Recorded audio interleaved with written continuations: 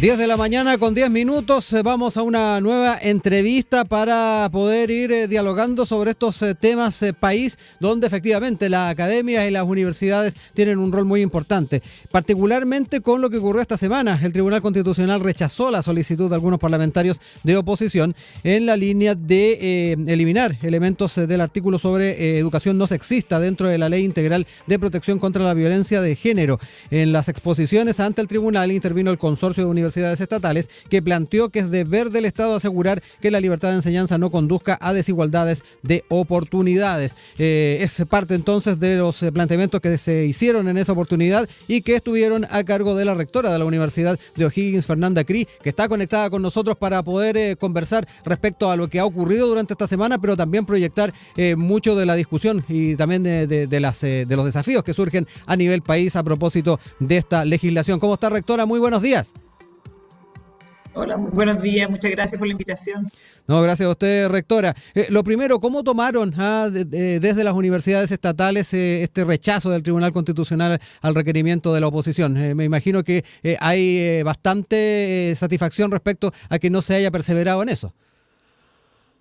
Sí, por supuesto, además que en educación, la Universidad del Estado hace mucho rato que venimos avanzando en tema de igualdad de género y avanzando no tan rápido como uno quisiera, pero avanzando en educación no sexista. Entonces, veíamos con muy malos ojos que se hubiese aprobado la impugnación, porque hubiese sido un retroceso muy importante. Entonces, es por eso que el consorcio decidió ir al TC con su postura y quedamos muy, muy contentos con el resultado. De todas formas, preocupados Sí. porque hubieron 4 votos en contra y eso significa que tenemos que seguir trabajando para crear conciencia en toda la población de la importancia de la educación no sexista. Rectora, qué bueno que toque ese punto, porque en la intervención se relevó el grado de desinformación que denotaba el requerimiento respecto a la educación no sexista. Acá el tema de la carga valórica me da la impresión de que puede ir encegueciendo algunas posturas. ¿Cómo lo observa usted? Sí, totalmente. Yo cuando estuve en el TC y escuchaba los argumentos de las personas que apoyaban la impugnación, uno se da cuenta que hay mucha desinformación y la desinformación lleva a temores que son infundados. Entonces creo que ahí hay un rol muy importante también del sistema universitario de ir informando, de ir difundiendo, de ir educando en este tema. De hecho, hubo muchas intervenciones que decían: lo que pasa es que no sabemos lo que es la educación no sexista, no está definido y entonces no sabemos qué podría pasar. Yo diría que ese fue uno de los grandes temas en las intervenciones que me tocó escuchar que apoyaban la impugnación. Y la verdad es que es muy simple, la educación no sexista es aquella que no es sexista.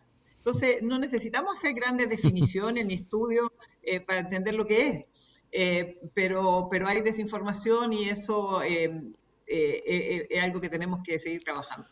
Oiga, rectora, en cuanto al conocimiento, la pedagogía en este tipo de conceptos y más aún cuando hablamos de educación no sexista, ¿hay territorios en los cuales cuesta llegar un poco con el mensaje? Y aquí apelo también a las características que tienen nuestras universidades en diferentes zonas del país, donde eventualmente podemos encontrarnos con zonas más conservadoras que otras, en fin, ¿cómo también ir distinguiendo cada uno de estos elementos y si efectivamente pesan a la hora de analizar no solamente el grado de profundidad con que llegan algunas propuestas o posturas más ideologizadas, sino que además las dificultades que puede haber para educar un poco más?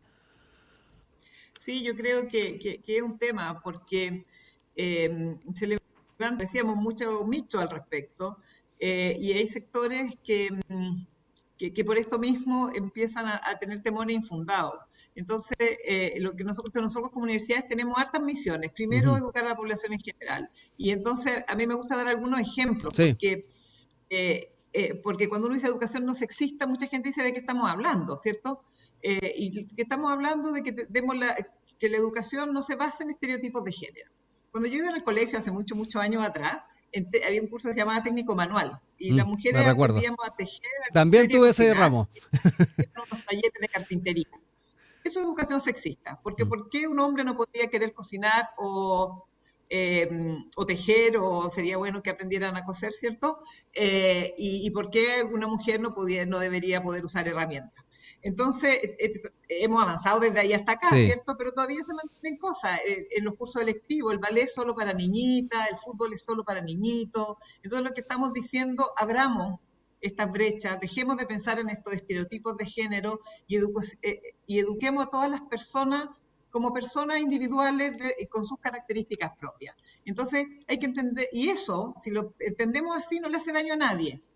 ¿Ya? Ahora sí, como tú dices, hay sectores muy conservadores que siguen pensando en la sociedad muy tradicional del siglo pasado, antepasado, donde la mujer está en la casa, el hombre el proveedor, donde entendemos la familia solo como hombre, mujer y hijos, Ujú. ¿cierto? Y donde ahí hay una resistencia a la diversidad, diversidad de personas, diversidad de formatos de familia, y entonces esos son los temores que salen al aire cuando hablamos de educación no sexista. Pero Ujú. aquí lo que estamos hablando es dar igualdad de oportunidades a todos los niños, niñas y jóvenes. Ahí también me quiero quedar con algo de la intervención donde se destacó el compromiso de las universidades estatales en avanzar en una sociedad igualitaria y justa, a donde todas las personas además tengan, como decía usted recién, las mismas oportunidades. ¿Cuáles son los próximos pasos que se deberían dar en eso? Ya lo mencionaba también al principio de la entrevista. En las universidades estatales se ha estado dando pasos en torno a cada una de estas temáticas, pero ¿por dónde están los principales desafíos a futuro, rectora? Mira, son tantos, pero a mí hay uno el que me quita más el sueño, Ujú. digamos, y creo que es súper relevante y como es un poquito más de largo plazo, el impacto a veces no le ponemos tanta atención.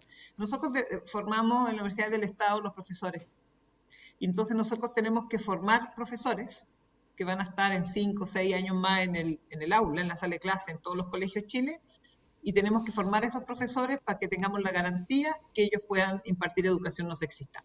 Y eso en todos los niveles, desde Ujú. educación de párvulo a educación media y después, por supuesto, el desafío en educación superior. Entonces, yo creo que esa es una misión que es súper importante porque además no es tan fácil, porque todos tenemos sesgos implícitos, Mm. estereotipos que, aunque uno esté muy comprometido y conceptualmente entienda muy bien los temas, eh, Afloran culturalmente de no hemos repente. educado con y entonces luchar contra eso, podamos formar profesores que, yo no digo que no vayan a tener estereotipos, pero que reconozcan sus propios estereotipos o sesgo implícitos y entonces puedan trabajar con ellos, cosa que el día de mañana, cuando estén en la sala de clase, no los repliquen. Ujú. Quería recordarles que estamos conversando hasta ahora con la rectora de la Universidad de O'Higgins, Fernanda Cri, a propósito de lo que fue la defensa que se hizo por parte de las universidades estatales de la educación no sexista ante el Tribunal Constitucional. Ya lo decíamos después de lo que fue la solicitud presentada por parlamentarios de oposición.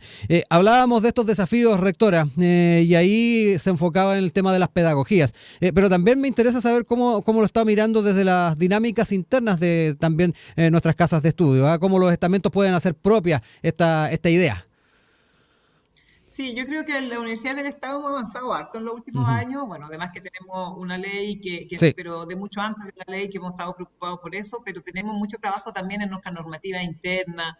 Nosotros podemos avanzar en igualdad de género, al avanzar en otros temas en igualdad de género, en paridad en las comisiones, en el reconocimiento eh, eh, de las mujeres científicas en ciencia, si avanzamos como universidades también en incorporar más mujeres a estudiar carreras STEM. Entonces todo eso va configurando porque esto responde finalmente a cambios culturales importantes. Entonces, si lo que queremos es despejar estas oposiciones que existen, tenemos que apoyar el cambio cultural. Y entonces creo que la Universidad del Estado ahí tenemos un trabajo muy importante, como te decía, en la formación de docentes, pero también en seguir trabajando para que más mujeres entren a nuestras carreras STEM, seguir trabajando para que la formación que nosotros hacemos sea no sexista.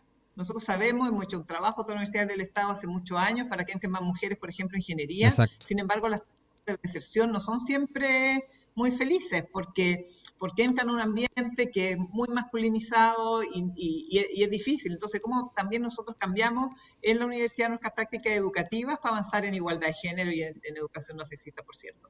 Eh, y también tenemos en los temas de gestión, siempre nuestra normativa, nuestros procesos de jerarquización de académica, de proceso de elecciones para constituir nuestras autoridades colegiadas, cómo entonces introducimos ahí estos temas y avanzamos hacia paridad en todos los niveles. Ujú. Rectora, para ir cerrando, quiero ir a algo un poquito más global y que tiene que ver con el rol que tienen las universidades estatales en los temas país. Aquí nos encontramos con una participación en lo que fueron las audiencias en el Tribunal Constitucional, lo que también habla muy bien del rol que están asumiendo estas universidades en estos grandes temas. ¿Cómo también ve la forma en que las mismas universidades pueden tener un rol más activo en otras grandes temáticas? Lo vimos también en su momento en los distintos debates a nivel constitucional, donde también las universidades estatales tuvieron un rol relevante y además, junto con ello de relevarlo, rectora, también ver por dónde hay otras oportunidades de ser partícipes de los temas país. Bueno, yo creo que lo que dice es súper relevante porque a veces las universidades trabajamos muy en nuestros proyectos hacia adentro, pero como cuando nos juntamos como red de universidades del Estado, tenemos opinión y tenemos opinión fundada, opinión que no se basa en lo que escuchamos, sino que en las investigaciones que han hecho nuestra academia por muchos años. Y entonces creo que en todos los temas relevantes país, las universidades del Estado tenemos algo que decir. Y creo que en general así lo hemos hecho. El tema es que no siempre hemos sido escuchadas y uno esperaría que todos los gobiernos, sin importar su color político, escuchen a sus universidades. Escuchen la opinión que está basada en conocimiento, en la ciencia, en la investigación, son opiniones fundadas. Sí. Y entonces creo que cada vez deberíamos, se ha logrado en estos últimos años, tener un rol más protagónico e impactar en las políticas públicas que vaya definiendo el país en los diferentes temas. Por supuesto, todo lo que es educación con mucha fuerza, pero también en temas de sustentabilidad, de cambio climático, en todas las áreas, porque las universidades del Estado, si tú las miras en la red, tocan todos los temas, tienen en alguna área más que en otras, ¿cierto? Cada universidad tiene su fortaleza en los temas en los que investiga y desarrolla, pero cuando nos vemos como red no hay ningún tema que no sea ajeno. Y en ese sentido, rectora, pensándolo en el aspecto estrictamente regional, ¿cómo también ve en su región el tema de vinculación de la universidad con las grandes tareas a nivel regional? Me da la impresión de que también la relación que tienen con las gobernaciones regionales es bien estrecha. Sí, bueno, ahí el sistema, hay que decirlo, nosotros en la Universidad de O'Higgins somos unos afortunados, tenemos una excelente, desde el inicio de la universidad, una excelente relación con el gobierno regional, pero eso no siempre es tan así.